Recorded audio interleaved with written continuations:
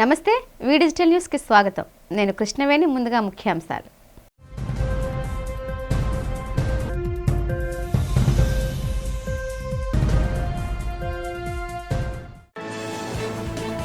Irrigation ప్రాజెక్టుల నిర్వహణ ప్రణాళికలపై అధికారులతో సమీక్షా సమావేశం నిర్వహించిన ముఖ్యమంత్రి నారా చంద్రబాబు నాయుడు రాష్ట్రాన్ని కరువు రహితంగా మార్చేందుకు ప్రణాళికలు సిద్ధం చేయాలని సూచన.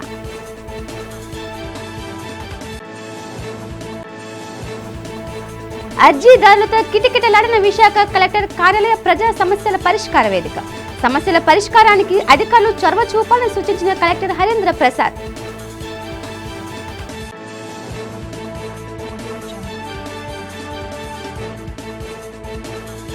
కేంద్ర మంత్రి అమిత్ షా అంబేద్కర్ పై చేసిన అనుచిత వ్యాఖ్యలు ఖండిస్తూ ఎల్ఐసి కూడలి అంబేద్కర్ విగ్రహం వద్ద నిరసన తెలిపిన వామపక్ష పార్టీలు. అమిత్ షా వెంటనే రాజీనామా చేయాలని డిమాండ్.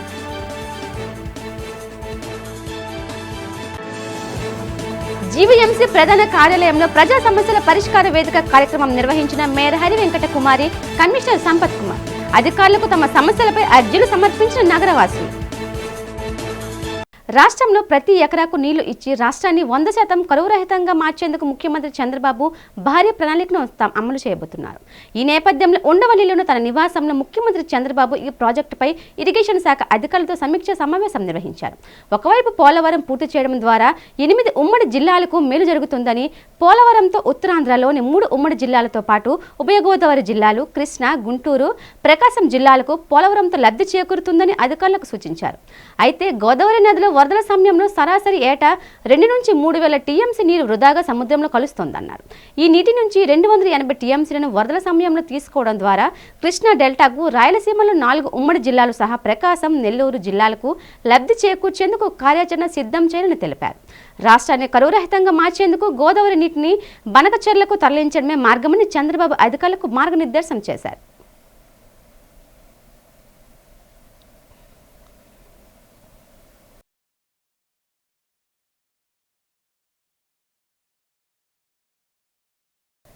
ముఖ్యమంత్రి చంద్రబాబు నాయుడు ప్రజా సమస్యల పరిష్కారానికి అధిక ప్రాధాన్యత ఇస్తున్నారని విశాఖ తూర్పు నియోజకవర్గం శాసనసభ సభ్యులు వెలగపూడి రామకృష్ణబాబు తెలిపారు. పెదవాల్తేరు గాంధీ బొమ్మ వద్ద గ్రామ రెవెన్యూ సదస్సు జరిగింది. ఈ సదస్సులో ఆయన మాట్లాడుతూ ప్రజలకు పారదర్శకవంతమైన పాలన అందించడమే తమ ప్రభుత్వ లక్ష్యమన్నారు. ప్రజలకు మౌలిక వస్తువులు కల్పిస్తూ రాష్ట్రాన్ని అన్ని రంగాల్లోనూ అభివృద్ధి చేసేందుకు తమ ప్రభుత్వం కృషి చేస్తుందని అన్నారు. ప్రజలు తమ సమస్యల పరిష్కారానికి ప్రభుత్వ కార్యాలయాల చుట్టూ ప్రదక్షిణలు చేయకుండా ఉండేందుకు ఈ సదస్సులు నిర్వహిస్తుందన్నారు. ప్రజలు ఈ రెవెన్యూ సదస్సులను సద్వినియోగం చేసుకోవాలని ఎమ్మెల్యే వెలగపూడి రామకృష్ణబాబు కోరారు. ఈ కార్యక్రమంలో కూటమి నేతలు చోడ వెంకట పడ్డాభిరాం, బైరెడ్డి పోతనరెడ్డి, ఎంఆర్ఓతో పాటు పలువురు ప్రభుత్వ అధికారులు పాల్గొన్నారు.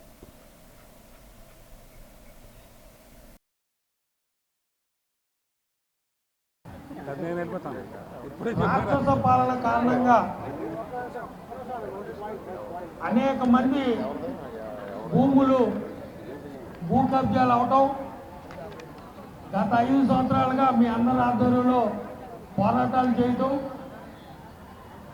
అదే రకంగా రిజిస్ట్రేషన్ అయ్యే భూములు కూడా అవ్వని విధంగా 22,000 పెట్టి ఇబ్బందులు పెడతాం, ఇవన్నీ కూడా మీకు తెలుసు.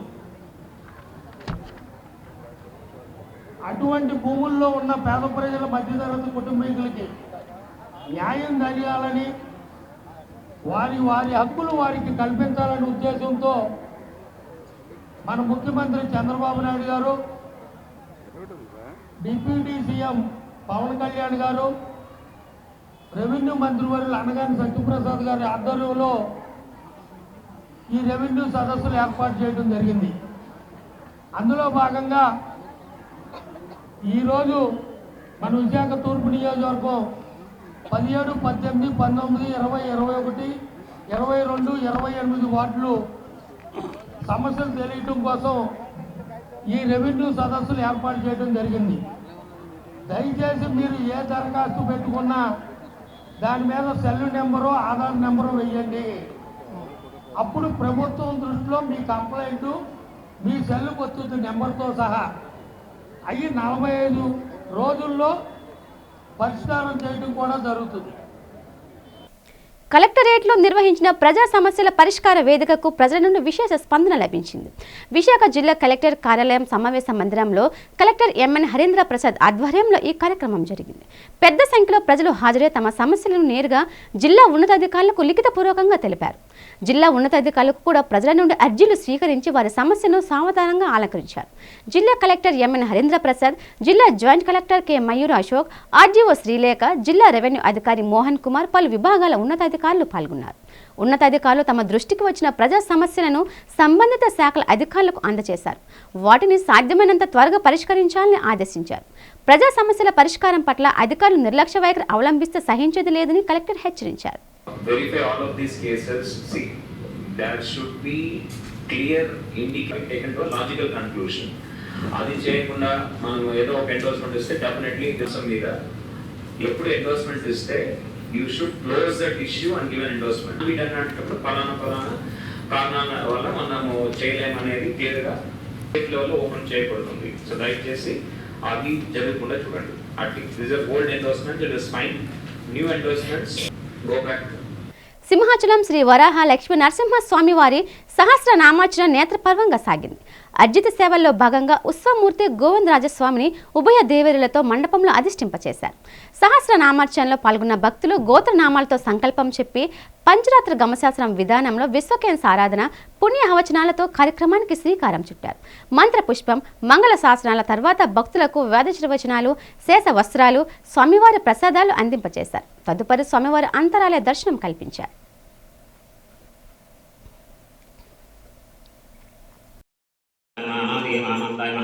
అభూతాయ నమః ఆత్మజ్యోతిషే నమః సనాతనాయ నమః జ్యోతిర్లోకస్వరూపిణాం శ్రీ సింహగిరివాసాయ శ్రీ నృసింహాయ మంగళం సుందరాయ శుభాంగాయ మంగళాయ మహోజసే సింహగిరినివాసాయ శ్రీ నృసింహాయ మంగళం.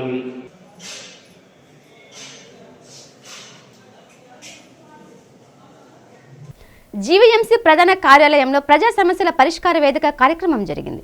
ఈ కార్యక్రమానికి పలువురు హాజరై తమ సమస్యలు లిఖితపూర్వకంగా జీవీఎంసీ కమిషనర్కు అందజేసి వివరించారు. GVMC commissioner doctor P Sampath Kumar ప్రజల నుండి అర్జీలు స్వీకరించారు. వారి సమస్యను సావధానంగా ఆలకించారు.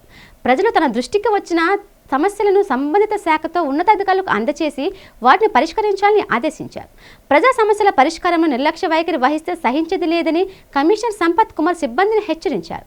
ఏదైనా సమస్యను పరిష్కరించలేకపోతే ఆ సమస్యను ఎందుకు పరిష్కరించలేకపోయామో ఫిర్యాదుదారులకు సవివరంగా తెలియచేయాలని సూచించారు. సహేతుకమైన కారణాలు లేకుండా సమస్యల పరిష్కరించకుండా జాప్యం చేయవద్దని అధికారులకు ఆదేశించారు. సమస్యల పరిష్కారం పట్ల అధికారులు ప్రత్యేక శ్రద్ధ తీసుకోవాలని కమిషనర్ సంపత్ కుమార్ సూచించారు.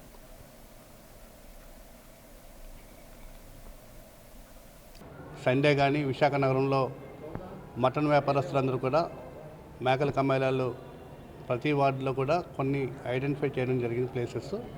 ఆ ప్లేసెస్లో మేకల కమ్మాయిలాలు ఏర్పాటు చేయమని మరియు కమ్యూనిటీ హాల్ కావాలని ఓల్డ్ ఏజ్ జంక్షన్లో, అదేవిధంగా కబర్స్థాన్ శ్మశాన వాటికలు గోపాలపట్నం కానీ, నందమూరి నగర్ కానీ, కంచరపాలెం కానీ సిటీలో చాలామంది ముస్లిం సంఖ్య ఉంది కాబట్టి దానికోసం ఈరోజు కమిషనర్ కలిసి ఒక రిప్రజెంటేషన్ ఇవ్వడం జరిగింది. దాన్ని లిఖితపూర్వకంగా కమిషనర్ గారు హామీ ఇచ్చారు.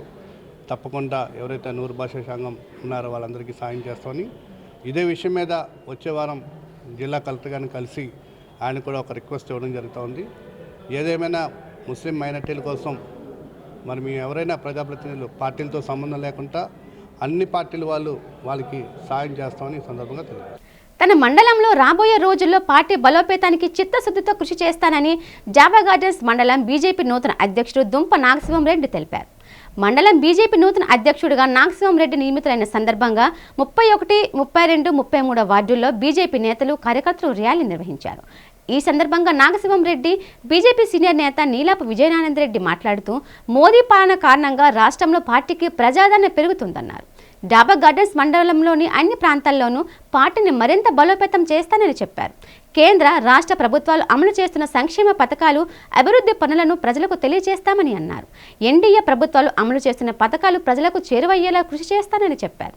ఈ కార్యక్రమంలో బీజేపీ నేతలు బుద్ధ లక్ష్మీనారాయణ, నీలాపు రమణారెడ్డి, దుంప అప్పలరాజు రెడ్డి, ప్రకాష్ రెడ్డి, రాము యాదవ్, రాధా, కొండమ్మ, మణి తదితరులు పాల్గొన్నారు.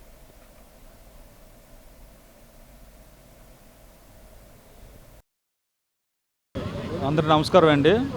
నరేంద్ర మోడీ గారికి, నడ్డా గారికి, పురంధేశ్వరి గారికి, మన సిటీ ప్రెసిడెంట్ రవీంద్ర రెడ్డి గారికి అండ్ ఇక్కడ విచ్చేసిన అందరికీ నమస్కారం అండి. పేరు పేరు నమస్కారం పెడుతున్నానండి. నేను డాబా గార్డెన్స్ మండలానికి ప్రెసిడెంట్గా ఎన్నికైనవండి, అధ్యక్షులుగా. సో ఇప్పుడు ప్రధాని మోడీ గారు కూడా మన ప్రసంగించారు, యూత్ అనేవాళ్ళు రాజకీయంలోకి వస్తే బాగుంటుందని చెప్పేసి. అలాగే అందరూ కూడా యూత్ అందరూ ఇంట్రెస్ట్ చూపి రాజకీయాల్లోకి వస్తే మంచిగా భవిష్యత్తులో అందరికీ కూడా బాగుంటుంది, తరతరాలు కూడా మంచిగా పనిచేయచ్చు అందరూ కలిసి అని చెప్పేసి కోరుకుంటున్నానండి. నేను కూడా ఈ 3 వార్డులకు కూడా నాకు సాయశక్తుల మంచి చేయడానికే, మొత్తం జనాలకి సేవ చేయడానికే నా మొత్తం అంతా కూడా నేను ఉపయోగిస్తానండి, నా టైం అంతా కూడా. ధన్యవాదాలండి. పేరు పి శివగణేష్ అండి. అందరికీ ఇక్కడ విచ్చేసిన పెద్దలందరికీ కూడా నేను ప్రత్యేకంగా ధన్యవాదాలు తెలుపుకుంటున్నాను. మరి నాకు అవకాశాన్ని ఇచ్చిన, నాకు 3 వార్డులకి ప్రెసిడెంట్గా నన్ను ఎన్నిక చేసిన పెద్దలందరికీ కూడా నేను ప్రత్యేకంగా ధన్యవాదాలు తెలుపుకుంటున్నాను. ఎస్ఎస్ ప్రకాష్ రెడ్డి అండి. నేను పార్వతీపురం జిల్లా ఇన్ఛార్జు. ఈరోజు ఏదైతే మండల అధ్యక్షుల యొక్క నియామకం జరిగిందో దానిలో సందర్భంగానే ఈరోజు ఈ సౌత్ అసెంబ్లీలో ఒక ఊరేగింపు తీసి వాళ్ళందరినీ పరిచయం చేయడం కోసం ప్రయత్నంలో భాగంగా ఈ కార్యక్రమాన్ని ఏర్పాటు చేయడం జరిగింది. ముందుగా ఎవరైతే మండల అధ్యక్షులుగా ఎన్నికయ్యారో వారికి నా అభినందనలు తెలియజేస్తూ, భారతీయ జనతా పార్టీ 1980 నుండి ఇప్పటి వరకు కూడా ఏదైతే సభ్యత్వం ద్వారా క్రియేతల సభ్యత్వం, దాని తర్వాత మండల అధ్యక్షులు, పోలింగ్ బూత్ అధ్యక్షులు, సంస్థాగత నిర్మాణం ద్వారా కార్యకర్తల ఆధారంగా పనిచేస్తున్న ఏదైనా పార్టీ ఉంది అంటే అది భారతీయ జనతా పార్టీ. మరి భారతీయ జనతా పార్టీ సంఘటనా పర్వని సంస్థాగతగా ఎన్నికలు గత ఆగస్టు నుంచి సభ్యత్వ నమోదు అన్ని కార్యక్రమాలు కూడా చేయడం జరుగుతుంది. దాదాపు ఆంధ్రప్రదేశ్ నుంచి 25 లక్షల మంది సభ్యత్వాన్ని తీసుకోవడం జరిగింది. మొబైల్ ద్వారా జరిగిన ఈ సభ్యత్వం చాలా పకడ్బందీగా చేయడం జరిగింది. మరి ఈ సభ్యత్వం అయిన తర్వాత సంస్థాగతంగా అన్ని బూతుల్లో కూడా కమిటీలు వేసుకోవడం జరిగింది ఆంధ్రప్రదేశ్ మొత్తం మీద. ఆ తదుపరి మరి ఇప్పుడు మాకు వార్డు పరంగా కాకుండా మండలం అని ఉంటుంది. 3 వార్డులు లేదా కొన్ని చోట్ల 2 వార్డులు కలిపి ఒక మండలంగా మేము చేస్తుంటాం. మరి ఈరోజు విశాఖపట్నం దక్షిణ నియోజకవర్గంలో డాబా గార్డెన్స్ మండలం అంటే 27, 31, 33 3 వార్డులు కలిపి డాబా గార్డెన్స్ మండలం. దానికి అధ్యక్షునిగా శ్రీ దుంప నాగశివన్ రెడ్డి గారిని ఎన్నుకోవడం జరిగింది. అలాగే పక్కనే ఉన్న రైల్వే న్యూ కాలనీ మండలం, దానిలో కూడా 3 వార్డులు ఉన్నాయి. దానికి కూడా మరి శివగణేష్ని ఎన్నుకోవడం జరిగింది. తమ చిత్రానికి ఇప్పటికే పలు అవార్డులు రావడం పట్ల సోల్మేట్ చిత్ర హీరోయిన్లు, దర్శక నిర్మాతలు హర్షం వ్యక్తం చేశారు. నగరంలోని అల్లూరి విజ్ఞాన కేంద్రంలో జరిగిన మీడియా సమావేశంలో వారు మాట్లాడారు. వచ్చే ఏడాది ఫిబ్రవరి నెలలో సోల్మేట్ సినిమాను విడుదల చేయనున్నట్లు చెప్పారు. ఇప్పటికే ఈ చిత్రం ఫిల్మ్ ఫెస్టివల్లో 6 అవార్డులు సొంతం చేసుకుందని అన్నారు. ఫిల్మ్ ఫెస్టివల్లో తమ చిత్రాన్ని ప్రదర్శించడంతో అవార్డులు దక్కాయని అన్నారు. సోల్మేట్ చిత్రం అన్ని వర్గాల వారిని విశేషంగా ఆకట్టుకుంటుందని అన్నారు. ఈ చిత్రం విడుదలైన తర్వాత అన్ని ప్రాంతాల్లో విజయవంతంగా ప్రదర్శితమవడం ఖాయమన్నారు. వినోదంతో పాటు సందేశాత్మక చిత్రమని అన్నారు. చిత్రంలో నటీనటులు ఎంతో అద్భుతంగా నటించారని వారు తెలిపారు. విశాఖ ప్రజలు తమ చిత్రాన్ని ఆదరించాలని వారు కోరారు.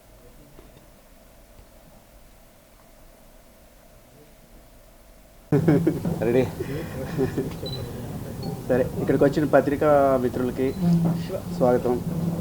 అండ్ ఈ ప్రోగ్రామ్ అరేంజ్ చేసి మా చిన్న ఎఫర్ట్ని గుర్తించిన ఇండియన్ ఫిల్మ్ మేకర్స్ అసోసియేషన్కి మా కృతజ్ఞతలు. ఇంత చిన్న మూవీకి ఇంత రికగ్నిషన్ వస్తుందని మేము అనుకోలేదు. వాళ్ళే లేకపోయింటే మేము ఇక్కడ ఉండేటోళ్ళం కాదు. నా పేరు శరత్ అండి. సోల్మేట్ అనే మూవీ ద్వారా తెలుగు ఇండస్ట్రీకి నటుడుగా పరిచయం అవుతున్నందుకు నాకు చాలా సంతోషంగా ఉంది. ఇంత మంచి అవకాశం నాకు ఇచ్చి నన్ను ఎంతగానో ప్రోత్సహించిన మా దర్శక నిర్మాతలు రమేష్ చెంబేటి గారికి, సునీల్ బొమ్మగాని గారికి నా హృదయపూర్వక ధన్యవాదాలు. అలాగే ఇవాళ మా సోల్మేట్ మూవీ విశాఖ ఫిలిం ఫెస్టివల్లో మల్టిపుల్ కేటగిరీస్లో అవార్డ్స్ విన్ అవ్వడం చాలా సంతోషంగా ఉంది. అందులో నాకు బెస్ట్ డెబ్యూ యాక్టర్గా అవార్డు రావడం ఇంకా సంతోషంగా ఉందండి. థ్యాంక్స్ మా ఎఫర్ట్ని గుర్తించి మా మూవీని ఎంకరేజ్ చేసినందుకు విశాఖ ఫిలిం ఫెస్టివల్ వారికి, జూరీ మెంబర్స్కి థ్యాంక్స్ సార్, థ్యాంక్స్ అలాట్. అందరికీ మా మీడియా మిత్రులకి థ్యాంక్స్ అండి. సో బేసికల్గా ఏంటంటే లాస్ట్ 2 years నుంచి చాలా కష్టపడి ఈ సినిమాకి ఎవ్రీడే ఆల్మోస్ట్ అన్ని క్రాఫ్ట్స్లో వాళ్ళు ఏంటంటే చాలా కష్టపడి ఈరోజు ఒక ఫైనల్ ప్రొడక్ట్ స్టేజ్కి వచ్చామండి. ఈరోజు ఇండియన్ ఫిల్మ్ మేకర్ అసోసియేషన్ నుండి విశాఖ ఇంటర్నేషనల్ ఫిల్మ్ ఫెస్టివల్ 2024 చేస్తూ ఉన్నాము December 29లో. ఇక్కడ ఒక 100 మూవీస్ షార్ట్ మూవీస్ అంతా వచ్చాము ఇక్కడ. ఈరోజు అందరూ వచ్చారు, షార్ట్ మూవీస్ అనేక ఫ్యూచర్ మూవీస్ అంతా మంచి మంచి టీం వచ్చారు, మంచి టీం అందరూ వచ్చారు. కన్నడలో కూడా మంచి మూవీ కూడా అవార్డు ఇచ్చాము. తమిళ, తెలుగు, మలయాళం, అన్ని లాంగ్వేజ్ కూడా ఇచ్చాము. మీడియా మిత్రులు అందరికీ థ్యాంక్స్ చెప్తున్నాను. ఈ సక్సెస్ చేయాలని కోరుతాను. 2024లో హైకోర్టు డివిజన్ బెంచ్ ఇచ్చిన తీర్పును అనుసరించి తనకు జిల్లా ఉన్నతాధికారులు న్యాయం చేయాలని ఫక్రుద్దీన్ అలీ మహమ్మద్ కోరారు. VMRDA చైర్మన్ ప్రణవ్ గోపాల్ నిర్వహించిన ప్రజా సమస్యల పరిష్కార వేదికలో ఫిర్యాదు చేసి తన సమస్యను వివరించారు. అనంతరం ఆయన మీడియాతో మాట్లాడారు.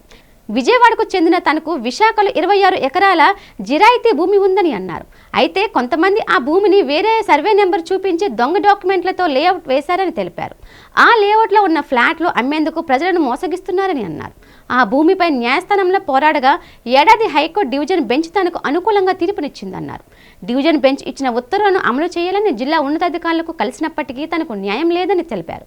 ఇప్పటికైనా అధికారులు భూమికి సంబంధించిన నా రికార్డులు అన్నింటినీ పరిశీలించి న్యాయం చేయాలని మహమ్మద్ కోరారు.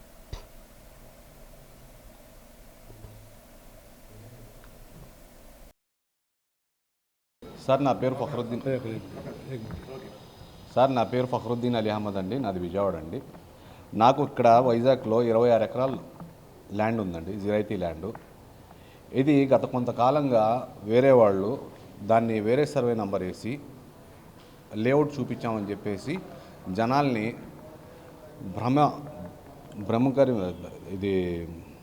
భ్రమించి మోసం చేసి మోసపూరితంగా దొంగ డాక్యుమెంట్లు చూపించి వేరే సర్వే నెంబర్ వేసి మొత్తం అమ్మ చూపుతున్నారు సార్. దాని మీద నేను 2001లో ఒక కేసు వేసాను సార్. ఒకసారి నాకు ఇష్యూ చేసిన పట్టాదారు పాస్బుక్, టైటిల్ డీడ్ నాకు మొత్తం అంతా ఉంది సార్. దీని మీద నాకు 2024లో హైకోర్టు డివిజన్ బెంచ్ ఆర్డర్ 11503/2001 దీని జడ్జిమెంట్ ఒకటి ఇచ్చింది సార్ నాకు. దీని మీద నేను అయ్యా నాకు న్యాయం చేయండి అని చెప్పేసి ఉడావారిని, జీవీఎంసీ కమిషనర్ గారిని, కలెక్టర్ గారిని, ఉన్నత అధికారులను అందరినీ కలవటం జరిగింది సార్. నేను అడిగేది ఒకటే సార్, నాకు అప్పట్లో సెక్షన్ 11A కింద సెటిల్మెంట్ ఆఫీసర్ నాకు ఒకసారి 589 పట్టా ఇచ్చారండి. పట్టా ఇచ్చిన తర్వాత ఆ పట్టా నుంచి నాకు సంక్రమించిందని చెప్పేసి నేను టోటల్గా మీకు రెవెన్యూ రికార్డ్ చూపించగలుగుతాను సార్. నా 1B అడంగల్ ఏదైతే ఉందో దీనిలో ఇదిగోండి టోటల్ ఎస్ఎఫ్ఏ సార్, ఇది 179 ఎస్ఎఫ్ఏలో టోటల్ రికార్డ్ ఎంత ఉంది, సబ్ డివిజన్ ఎంత ఉంది, దానిలో 1 ఎంత ఉంది, 2 ఎంత ఉంది అన్నది నేను టోటల్గా రికార్డు మొత్తం తీసుకొచ్చి చూపిస్తున్నాను సార్. దీనిలో వాళ్ళు ఏమంటారంటే లేదండి మాకు ఇలా వచ్చింది అలా వచ్చింది అంటున్నారు, కానీ వాళ్ళు ఎటువంటి పూర్తి రికార్డు ఆధారాలు ఎక్కడా చూపించలేకపోతున్నారు. ఈ రోజుకి కూడా నేను చాలాసార్లు చాలామంది అధికారుల దగ్గరికి వెళ్ళాను.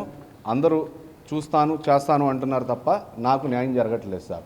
దయచేసి నేను కోరుకునేది ఏంటంటే తగిన చర్య తీసుకొని ఒకసారి రెవెన్యూ రికార్డ్ ఏదైతే ఉందో, జడ్జిమెంట్లు ఏమైతే ఉన్నాయో, present latest judgement division bench order 2024లో ఆర్డర్ ఏమైతే వచ్చిందో, ఆ సర్వే నెంబర్ ఏమైతే ఉందో దాన్ని ఒకసారి క్షుణ్ణంగా పరిశీలించి దయచేసి నాకు న్యాయం చేయవలసిందిగా. భువన విజయం సాహితీ కార్యక్రమం ప్రేక్షకులను విశేషంగా ఆకట్టుకుంది. మద్దెలపాలెంలోని కళాభారతి ఆడిటోరియంలో నిర్వహించిన భువన విజయం వినూత్న పద్ధతిలో ప్రదర్శించి సాహితీ ప్రియులు ప్రేక్షకుల మన్ననలు పొందింది. ప్రేక్షకులు చేసిన కరతాళ ధ్వనులతో కళాభారతి ఆడిటోరియం మారుమ్రోగింది. డాక్టర్ కట్టుమూరు చంద్రశేఖర్ రచించిన దర్శకత్వంలో రూపొందిన భువన విజయం ప్రేక్షకులకు ఓ నూతన అనుభూతిని కలిగించింది.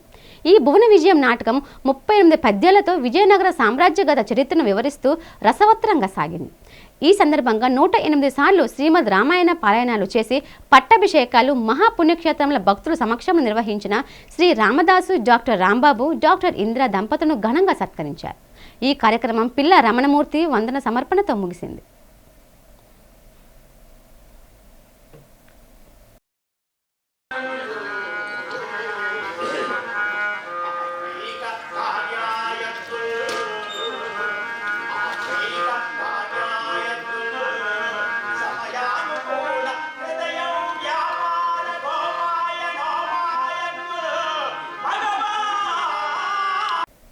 డాక్టర్ బిఆర్ అంబేద్కర్ పట్ల కేంద్ర హోంమంత్రి అమిత్ షా చేసిన వ్యాఖ్యలను వామపక్ష పార్టీ నేతలు ఖండించారు. అమిత్ షా రాజీనామా చేయాలని డిమాండ్ చేస్తూ ఎల్ఐసి కుడలి వద్ద గల అంబేద్కర్ విగ్రహం వద్ద వామపక్ష పార్టీల ఆధ్వర్యంలో నిరసన జరిగింది. అమిత్ షా దిష్టిబొమ్మను దగ్ధం చేయకుండా పోలీసులు అడ్డుకోవడాన్ని నిరసనకారులు తప్పుపట్టారు. ఈ సమయంలో నిరసనకారులకు పోలీసుల మధ్య కాసేపు వాగ్వాదం, స్వల్పంగా తోపులాట కూడా జరిగింది. ఈ సందర్భంగా సిపిఎం నేత సుబ్బారావు మాట్లాడుతూ రాజ్యాంగ నిర్మాత అంబేద్కర్పై అవమానకర వ్యాఖ్యలను అమిత్ షా చేయడంపై తీవ్ర ఆగ్రహం వ్యక్తం చేశారు. పార్లమెంటు సాక్షిగా కేంద్ర మంత్రి అమిత్ షా చేసిన వ్యాఖ్యలను ప్రజాస్వామ్య వాములందరూ ఖండించాలని పిలుపునిచ్చారు. ప్రధాని నరేంద్ర మోదీ తన మంత్రివర్గం నుండి అమిత్ షాకు ఉద్వాసన చెప్పాలని సుబ్బారావు డిమాండ్ చేశారు. ఈ ఆందోళన కార్యక్రమంలో సిపిఎం, సిపిఐ నేతలతో పాటు ఆ పార్టీల అనుబంధ సంఘాల నాయకులు, కార్యకర్తలు పాల్గొన్నారు.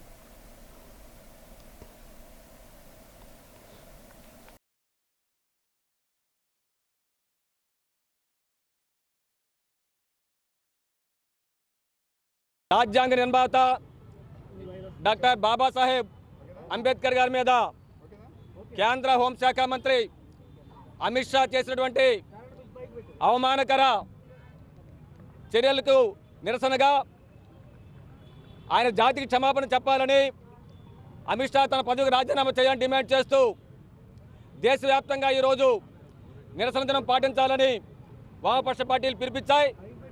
దానిలో భాగంగా ఈరోజు వామపక్ష పార్టీల ఆధ్వర్యంలో విశాఖలో ఈ నిరసన కార్యక్రమాన్ని చేపడుతున్నాం. భారత ప్రధాని, హోంశాఖ మంత్రి, ఇతర మంత్రులు, ప్రజాప్రతినిధులంతా కూడా రాజ్యాంగం మీద ప్రమాణం చేసి పాలన సాగిస్తున్నారు. రాజ్యాంగం మీద వీరికి ఏమాత్రం గౌరవం ఉన్నా సరే ఆ రాజ్యాంగ నిర్మాత అయినటువంటి అంబేద్కర్ మీద అవమానకర వ్యాఖ్యలు చేయరు. రాజ్యాంగం మీద గౌరవం లేదు, భక్తి లేదు, అంబేద్కర్ గారి మీద అసలు గౌరవం లేదు. యంగ్ టాలెంట్ షోను విజయవంతం చేయాలని రైటర్స్ అకాడమీ వ్యవస్థాపకులు సీనియర్ జర్నలిస్ట్ వివి రమణమూర్తి కోరారు. ద్వారకా నగర్లోని పౌర గ్రంథాలయంలో జరిగిన కార్యక్రమంలో యంగ్ టాలెంట్ షో ట్రోఫీని ఆయన ఆవిష్కరించారు. ఈ సందర్భంగా జరిగిన మీడియా సమావేశంలో ఆయన మాట్లాడుతూ జనవరి 1వ తేదీన కళాభారతి ఆడిటోరియంలో యంగ్ టాలెంట్ షో నిర్వహిస్తున్నట్లు చెప్పారు. ఈ షోలో ఉత్తరాంధ్రకు చెందిన 20 సంవత్సరాలపు వయసు గల వారు పాల్గొంటున్నారని తెలిపారు. శాస్త్రీయ, జానపద, ఇతర నృత్యాలతో పాటు ఫ్యాషన్ షో, మార్షల్ ఆర్ట్స్, సంగీతం, కామెడీ స్కిట్స్ ప్రదర్శన ఇలా అనేక ప్రదర్శనలు ఉంటాయని అన్నారు. కేవలం ఉత్తరాంధ్రకు చెందిన వారితో నిర్వహిస్తున్న ఈ టాలెంట్ షోకు మంచి ప్రచారం కల్పించాలని కోరారు. దీనివల్ల కళాకారులకు రాష్ట్ర, జాతీయ స్థాయిలో మంచి గుర్తింపు వస్తుందన్నారు. ఈ కార్యక్రమంలో టాలెంట్ షో నిర్వాహకుడు ధనుంజయ్, సాంస్కృతిక సంఘాల ప్రతినిధులు నరవ ప్రకాష్ రావు, నాంచారయ్య తదితరులు పాల్గొన్నారు.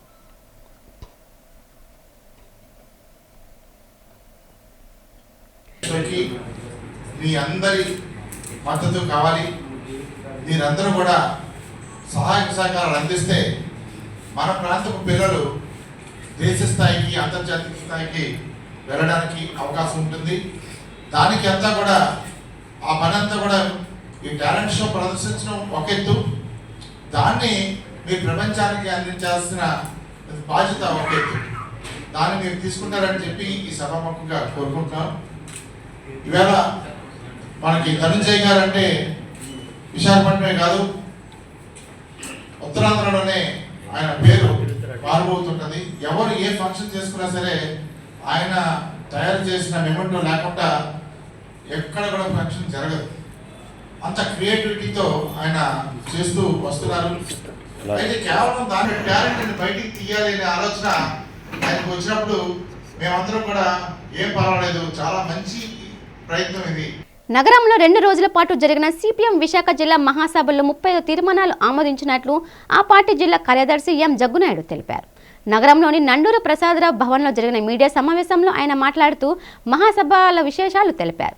కార్మిక, రైతు, మహిళ, యువజన, విద్యార్థి ఇలా వివిధ వర్గాల ప్రధాన సమస్యలు పరిష్కరించాలని ఏకగ్రీవ తీర్మానాలు ఆమోదించినట్లు చెప్పారు. పేదలకు ఇళ్ల స్థలాలు, ఇళ్ల పట్టాలు సాధనకు ఉద్యమిస్తామన్నారు. పంచగ్రామాలు, ఇనాం భూ సమస్య, స్టీల్ ప్లాంట్కు సొంత గనులు కేటాయించాలని పోరాడతామన్నారు. కాంట్రాక్ట్ కార్మికులుగా పనిచేస్తున్న వారిని రెగ్యులేట్ చేయాలని డిమాండ్ చేశారు. కేంద్ర, రాష్ట్ర ప్రభుత్వాలు ప్రజా వ్యతిరేక విధానాలు చేపడితే వారి పక్షాన నిలబడి తమ పార్టీ పోరాడుతుందని జగ్గునాయుడు స్పష్టం చేశారు. ఈ మీడియా సమావేశంలో సిపిఎం నేతలు doctor B Rangarao, RKS Veerakumar, V Krishnarao తదితరులు పాల్గొన్నారు.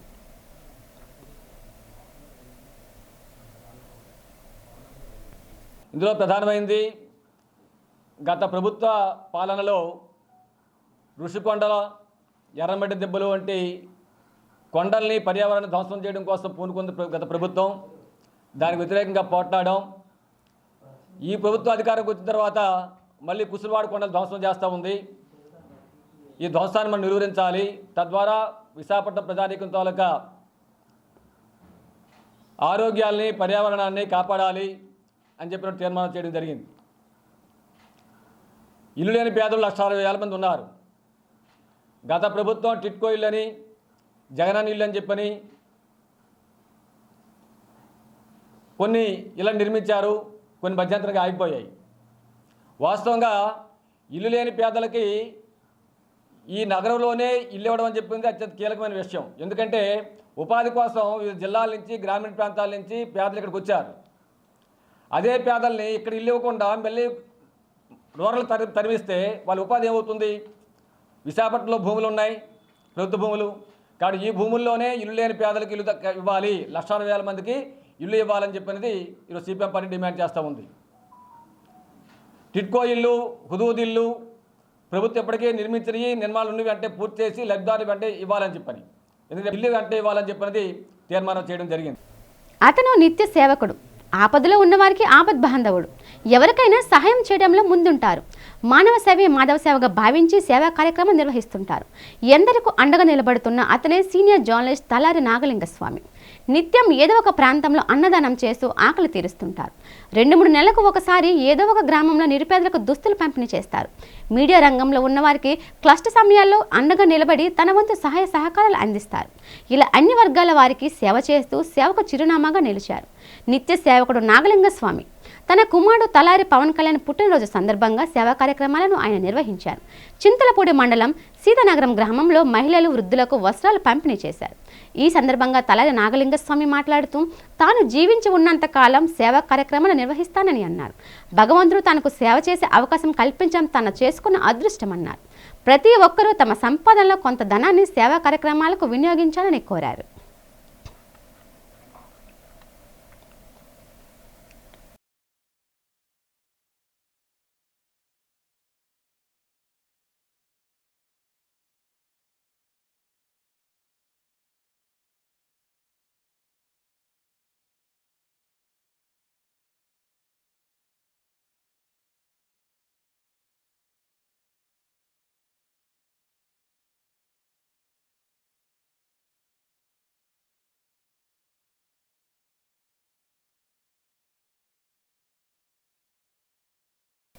ఆర్సిలార్ మిట్టల్ స్టీల్ ప్లాంట్ ఏర్పాటు వలన పర్యావరణానికి తీవ్ర ముప్పు కలుగుతుందని సిఐటియు రాష్ట్ర ప్రధాన కార్యదర్శి సిఎస్ నరసింగరావు ఆందోళన వ్యక్తం చేశారు. ఈ ప్లాంట్ వలన పర్యావరణానికి పెనుముప్పు తప్పదని నిపుణుల కమిటీ నిర్ధారించిన విషయాన్ని గుర్తు చేశారు. నగరంలోని సిఐటియు కార్యాలయంలో జరిగిన మీడియా సమావేశంలో ఆయన మాట్లాడుతూ ఆర్సిలార్ స్టీల్ ప్లాంట్ పెట్టడాన్ని సిఐటియు తీవ్రంగా వ్యతిరేకిస్తుందని స్పష్టం చేశారు. వచ్చే నెల 8న వస్తున్న ప్రధాని నరేంద్ర మోదీకి ప్రజలు నిరసన తెలిపాలని కోరారు. పర్యావరణాన్ని పరిరక్షించాల్సిన ప్రభుత్వాలే పర్యావరణానికి ముప్పు వాటిల్లే వ్యవహరించడాన్ని తప్పుపట్టారు. దక్షిణ భారతదేశంలో విశాఖ స్టీల్ అమ్మకాలు అగ్రభాగంలో ఉందని తెలిపారు.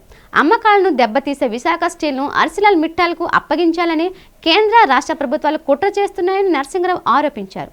ముఖ్యమంత్రి చంద్రబాబుకు రాష్ట్రంపై ప్రేమ ఉంటే విశాఖ స్టీల్ ప్లాంట్కు సొంత గనులు కేటాయించేలా కేంద్రంపై ఒత్తిడి తీసుకురావాలని డిమాండ్ చేశారు. మీడియా సమావేశంలో సిఐటియు నేత ఆర్కేఎస్వి కుమార్ పాల్గొన్నారు.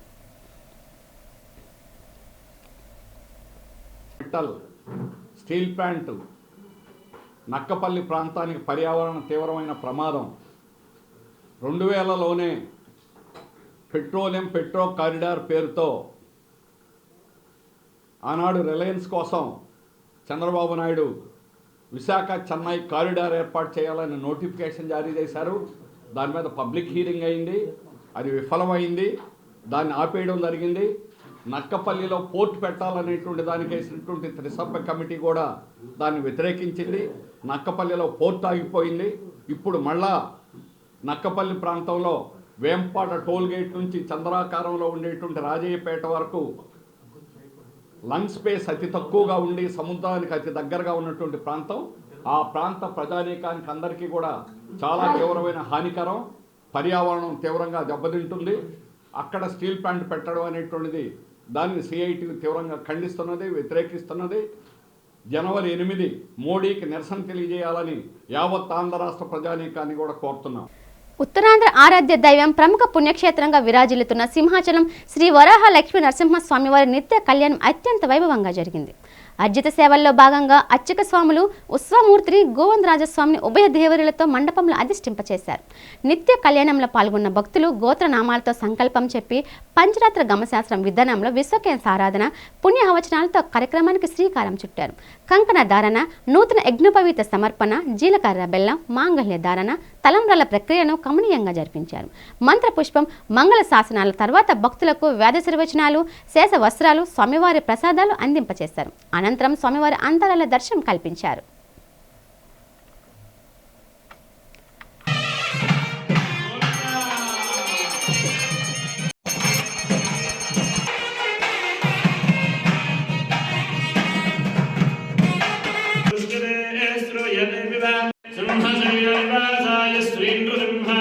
వార్తలు ముగించే ముందు ముఖ్యాంశాలు మరోసారి.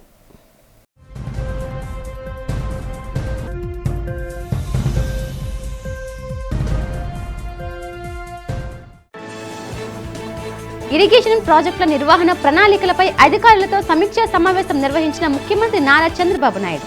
రాష్ట్రాన్ని కరువు రహితంగా మార్చేందుకు ప్రణాళికలు సిద్ధం చేయాలని సూచన.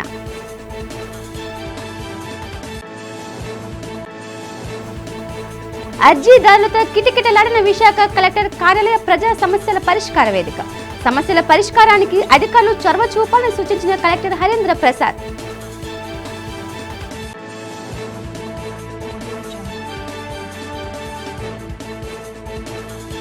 కేంద్ర మంత్రి అమిత్ షా అంబేద్కర్ పై చేసిన అనుచిత వ్యాఖ్యలు ఖండిస్తూ ఎల్ఐసి కూడలి అంబేద్కర్ విగ్రహం వద్ద నిరసన తెలిపిన వామపక్ష పార్టీలు. అమిత్ షా వెంటనే రాజీనామా చేయాలని డిమాండ్.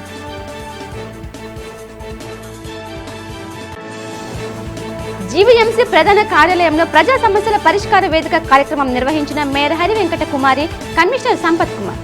అధికారులకు తమ సమస్యలపై అర్జీలు సమర్పించిన నగరవాసులు. నేటి వార్తలు ఇంతటితో సమాప్తం. చూస్తూ ఉండండి డిజిటల్ న్యూస్. నమస్తే.